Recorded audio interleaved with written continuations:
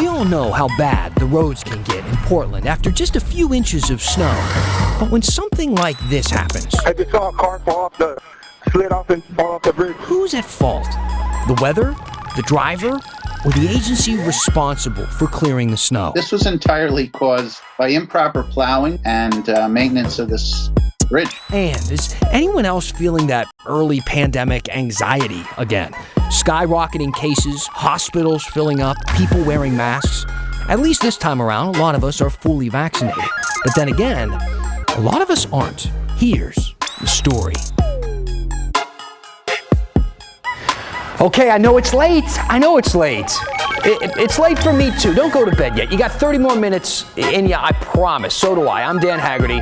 Hello, welcome to the story and the 11 o'clock news. It's both. This is the story, which is the news, and it's 11 o'clock, so this is also the 11 o'clock news. Don't change the channel. Let me explain.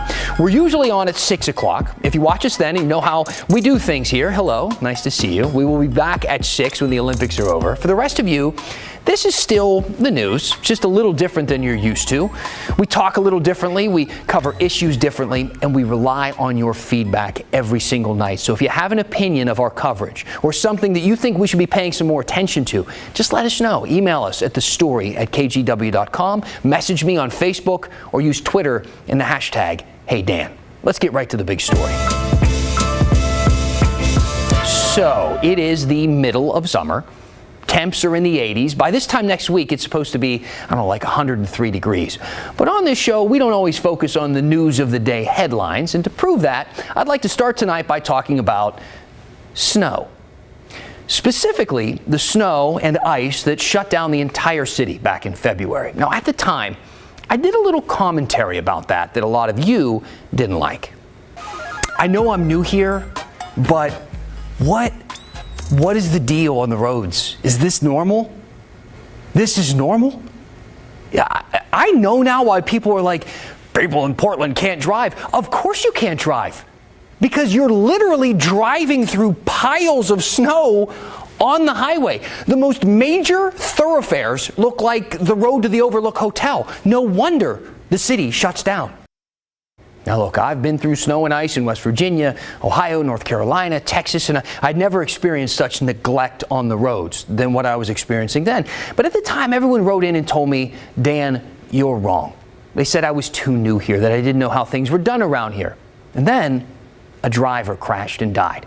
And the conversation got a bit more serious, especially with how that crash happened. A man plunged into the Columbia River from the Glenn Jackson Bridge. Do you remember it? I bet a few of you just thought, oh yeah, I forgot about that. Well, we didn't. We launched an investigation. Our team looked at that accident very closely and discovered it goes way beyond icy conditions. It turns out the government agency responsible for maintaining our roadways may have contributed to that crash. Here's investigative reporter Kyle Aboshi.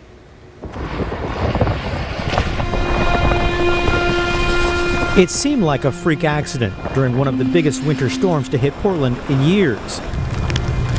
A driver lost control on an icy bridge and plunged into the Columbia River below.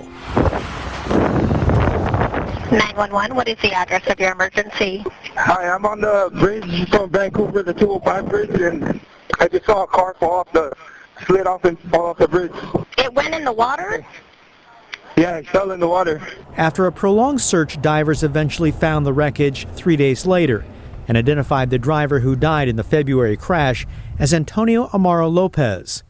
While the Oregon Department of Transportation determined speed and weather conditions were the primary factors in this tragic crash, a close examination of the accident by KGW, based on police reports, internal documents, and never-before-seen video found the government agency responsible for maintaining the Glenn Jackson Bridge created conditions that may have contributed to the crash. They say it was driver speed.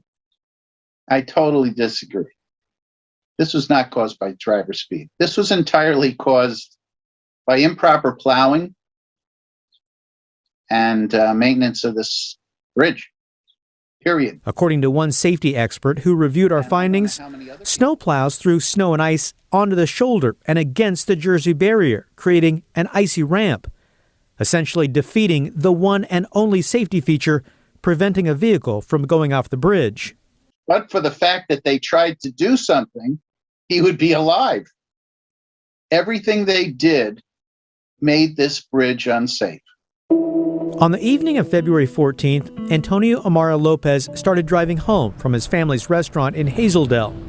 Shortly after he left work, drivers reported a maroon SUV lose control, hit an embankment, and go over the side of the Glenn Jackson Bridge. He was a loving, kind man. Amaro Lopez is remembered as a proud father figure who left behind a wife of 35 years, 3 daughters, and grandchildren. We're still trying to figure out our structure at home. He definitely played a big role. His middle daughter, Abby Amaro, described his love of the outdoors and soccer.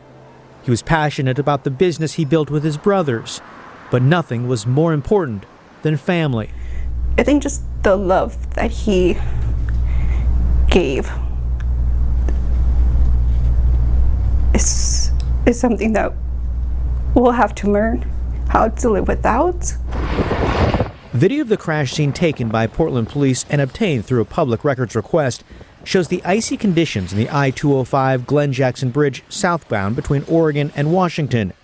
Internal ODOT records indicate road crews applied liquid chemical de-icer that evening. And police reports describe how the snowplow activity had moved snow to the east and west shoulders. The snowbanks reached up to the top of the barriers. These photos, taken by crash investigators, show exactly what they're talking about. For decades, federal highway safety officials have warned about the risk of creating icy snow ramps on the side of plowed bridges. The second most serious ranked hazard is snow or ice accumulation at bridge parapets, rails, and curb areas. There have been numerous graphic examples around the country where vehicles went up a snowbank over a concrete barrier. In this incident from February in Milwaukee, Wisconsin, the driver survived. This training video from the Iowa Department of Transportation instructs operators plowing bridges that snow should be cleared from the shoulder to avoid snow piling up along the barrier. This is important since snow piles along the barrier can form a ramp which could facilitate a vehicle going up over the barrier and off the bridge. Unlike some other states and local governments, ODOT does not provide specific guidance on how to avoid creating snow ramps on bridges based on the documents it provided. The Oregon Department of Transportation declined repeated requests for an on-camera interview. In a written statement, the state agency responded, "Our reports show that we followed our standard winter maintenance practices. We are uncertain why this person lost control of his vehicle, crossed 4 lanes of traffic, and struck the barrier before going over the bridge." Following the February 14th crash, Portland police wrote an incident report describing how the 55-mile-per-hour speed limit on the bridge had been reduced to 35 miles per hour.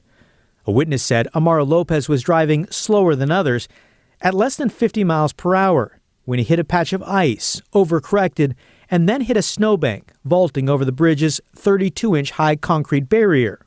The witness told police the snow that had been plowed along the edge of the bridge had, in a sense, created a ramp.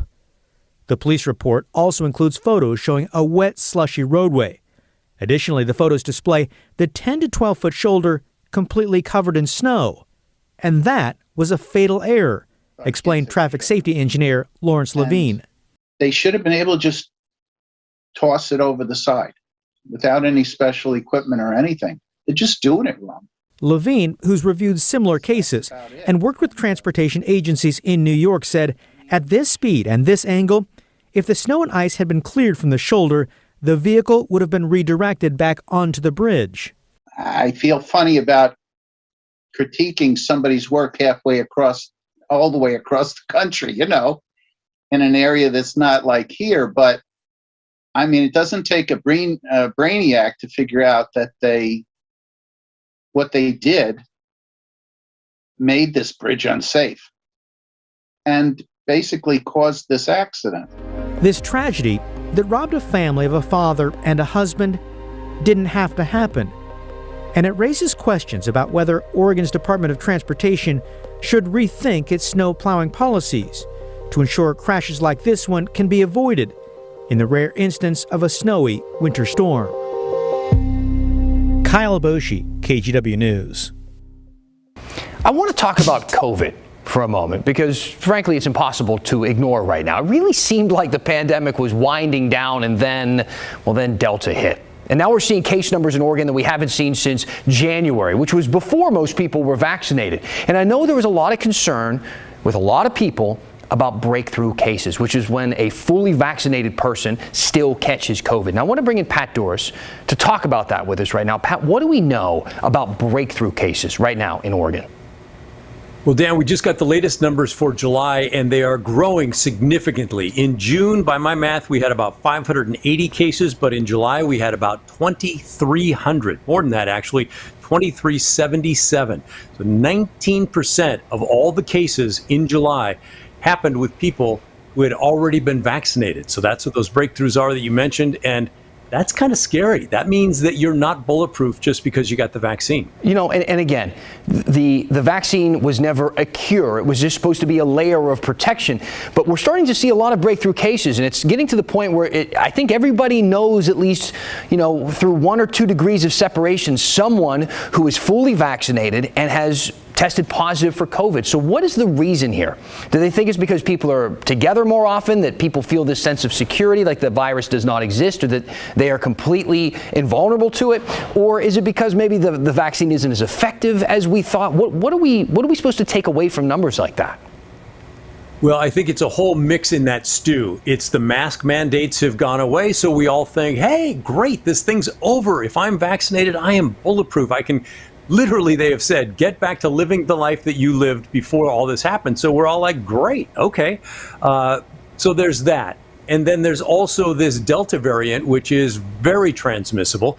And so that's a problem too. And one of the reasons we're being told now again to start wearing masks is because those of us who are vaccinated can get the virus in our nasal passages and maybe give it to another vaccinated person who then takes it home and gives it to their kids who are too young to get vaccinated. And so it's really spreading in a tricky kind of way, and I think we have to be careful. Now, there are very different experiences with COVID. There are the people who have no symptoms, people who have mild symptoms, people who feel as sick as they ever have, but they still are at home and are able to feel better eventually. I'm most concerned about the breakthrough cases where people end up in the hospital. What do we know about the people who are going to the hospital?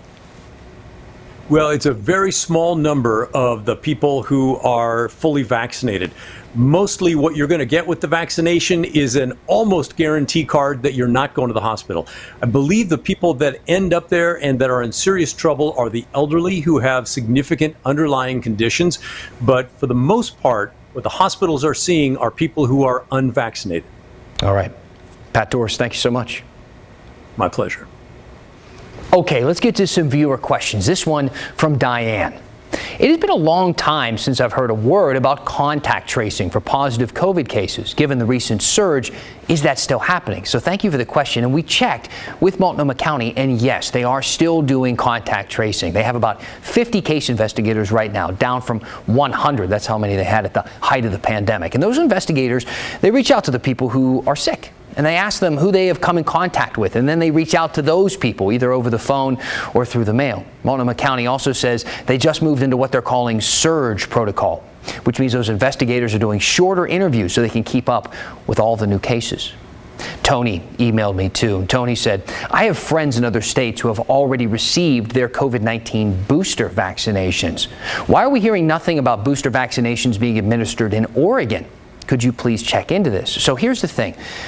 Technically, no one in the U.S. is giving out booster shots yet. However, in San Francisco, people who got the Johnson & Johnson shot can soon get what they're calling a supplemental dose of either Pfizer or Moderna. That's because some people are now worried about the lower efficacy of J&J compared to those other shots. But health officials in the Bay Area, they aren't technically calling this a booster shot. I should say, though, the CDC doesn't recommend mixing and matching COVID vaccines. They've come out and said that. The White House said they don't support this idea either. And the FDA, they even sent a statement saying that there's no data to show what might happen, and that mixing the vaccines, well, that's not part of the emergency use authorization. To that, top health officials in San Francisco said, sorry, the call is breaking up. I can't hear you. I'm going to need to call you back. They plan to move forward with these non-booster boosters, with their top doctor actually saying, quote, if it's something you want to do, you should be able to do it, which feels like a loose argument, but we'll wait and see what happens. In general, for now, the CDC isn't actually recommending boosters at all, and they haven't been approved by the FDA either, but that could soon change. The Wall Street Journal is reporting that the FDA is expected to have a booster shot plan by early September, which the Biden administration is pushing for. It's not clear yet if boosters will be recommended for everyone or just people who are older or immunocompromised. If you have any questions about this, about COVID or about the vaccine, please send them our way to the story at kgw.com or use the hashtag HeyDan on Twitter. It's not hard to spot athletes with Oregon connections on the track in the Olympics, but what exactly does make us such a hub for runners? You just get an atmosphere and an energy that no other community can match. We're going to dive into that history, or sprint into that history, when the story continues.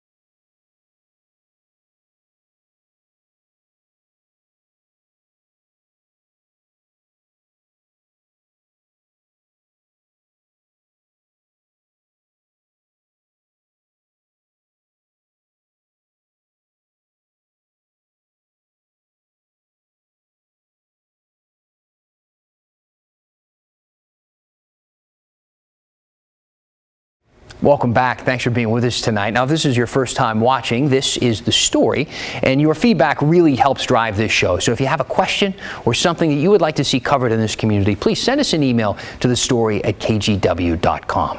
Now, if you're watching us live, I assume you just got done watching some of the track and field events at the Olympics that were on just before us. And there were a lot of people to root for from Oregon who either live here or train here. And it makes sense. You know, we have one of the best known track and field stadiums in the nation, maybe even the world. So we sent Devin Haskins down to Hayward Field to answer the question, how did we get here? The road to Tokyo ran through Eugene. It is the place to be for track and field. So well known, it's earned its nickname as Tracktown. But before we got to where we are today, how did we get here? In the epicenter of it all sits Hayward Field. Even before the turn of the last century, track and field was already taking off. I always like to say that, the first track and field team here was in 1895, so 10 years before Bill Hayward came here to coach, and that team was very successful. Bill Hayward, who the stadium would later bear the name of, was head coach at Oregon in the early 1900s and immediately saw potential here. In 1923, he sent this letter lobbying for the West Coast U.S. Olympic tryouts to be held at Hayward, writing in the letter that the track was, quote, the fastest one on the coast. To have luck, it takes a lot of work. Then there was head coach Bill Bowerman, who famously fashioned the iconic waffle pattern, trying to give his runners a competitive advantage with a lighter shoe. He was taking guys with mediocre talent and taking them to the top of the world. Bowerman is credited with launching the jogging craze, famously saying, if you have a body, you are an athlete. For years, athletes have come to Oregon to become the best. And every 4 years, you get a chance to hopefully do it again. Dave Johnson was the #1 decathlete in the world in the late 80s. He earned a bronze in the 1992 Barcelona Summer Olympics. Johnson would train in California, but would often head to the U of O when he was home for the holidays. What was cool about University of Oregon is it attracted really good coaches. There was people all around the world that would just be there. Beyond Hayward Field, the state of Oregon has become a place to run. Some of the most elite runners in the U.S. train right here with groups like the Bowerman Track Club. Those same Olympic athletes train the next generation of runners. It's just, if you think about it, it's pretty cool. Like they've ran on Olympic tracks and they're really experienced and there's a lot to learn from them. Hayward Field has hosted 7 U.S. Olympic trials, more than a dozen NCAA outdoor championships, and more than 20 world records have been broken here. What's really most exciting for the state of Oregon is Tracktown USA has kept going what Bill Hayward started, lobbying to bring the best to Hayward. And I think when you combine that level of athleticism with really a very enthusiastic and passionate crowd, you just get an atmosphere and an energy that no other community can match. And that is how we got here. I'm Devin Haskins, KGW News.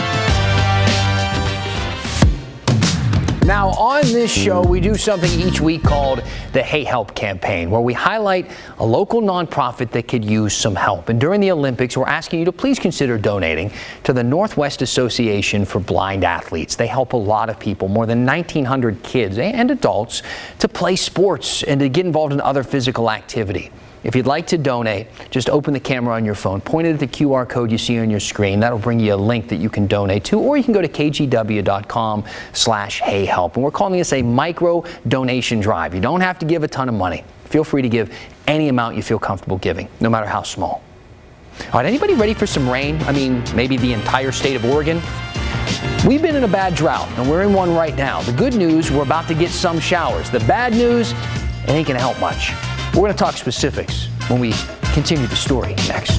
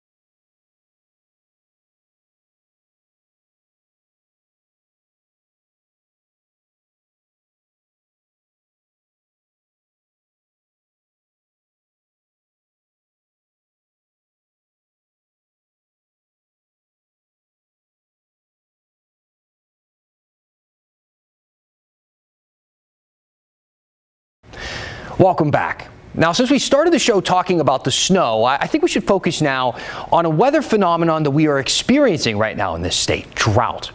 Right now, all of Oregon is in some sort of drought, but some places have it much worse than others. In the Klamath Basin in southern Oregon, their wells are running dry. Now, we've told you about the water crisis there before, but last week the Associated Press talked to people in that area who are really trying to find enough water just to take a shower or just to do laundry. People are borrowing water from their neighbors or hauling it in from nearby towns. The state is sending in a water truck and emergency storage tanks. So it's gotten that serious. I want to bring in Chief Meteorologist Matt Safino right now to kind of get your take on what's happening there, how serious it is compared to what we've experienced in the past. Yeah. And also, when is it going to get better? I know we have a little bit of rain in the forecast. I don't think that's going to do much. So are we going to have to wait until fall? Pretty much, yeah. We're going to have to wait until the fall rain set in, especially for the really hard-hit areas of southern Oregon and eastern Oregon, because drought, the thing about drought is it is a long-term condition. It isn't something that just happens over a couple of weeks or a couple of months. So to give you some perspective on this, I'm going to show you the Portland rainfall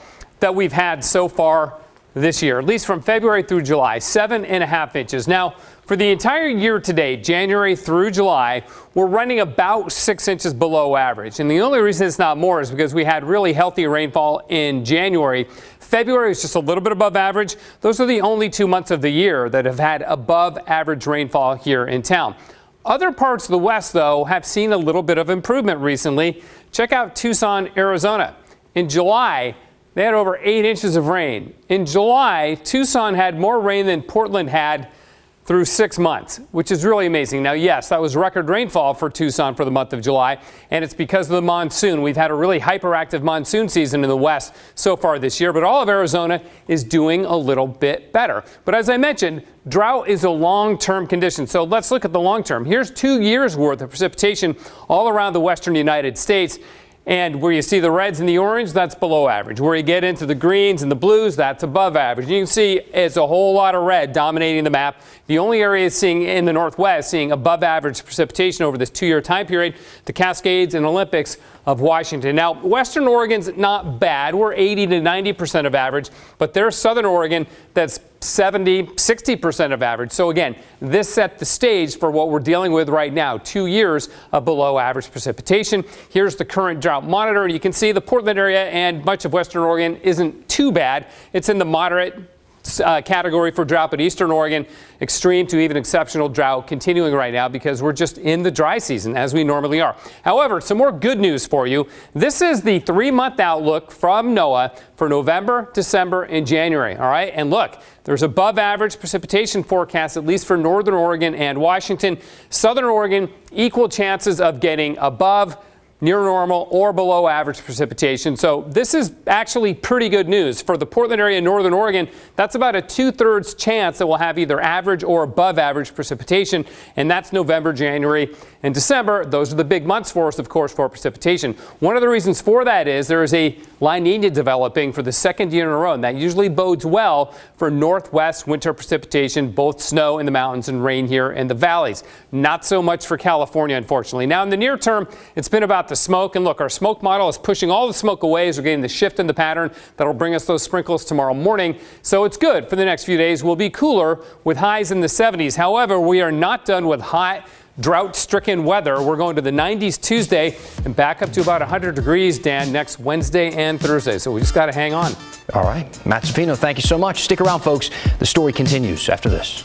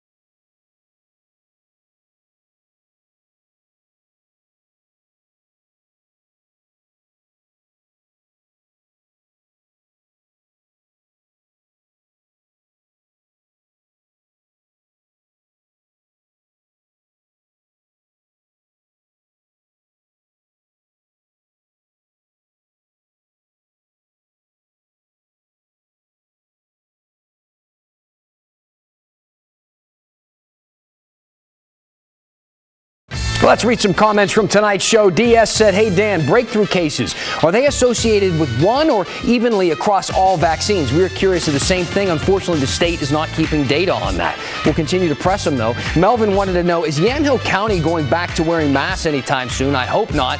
Well, if they do, it would be up to them. The governor said that she's not going to do a statewide thing. It's going to be county by county. Larissa said, hey, Dan, stop over-explaining everything to me. The show was not specifically for you tonight, but if there is something you want to know more about, this is the spot. Let us know.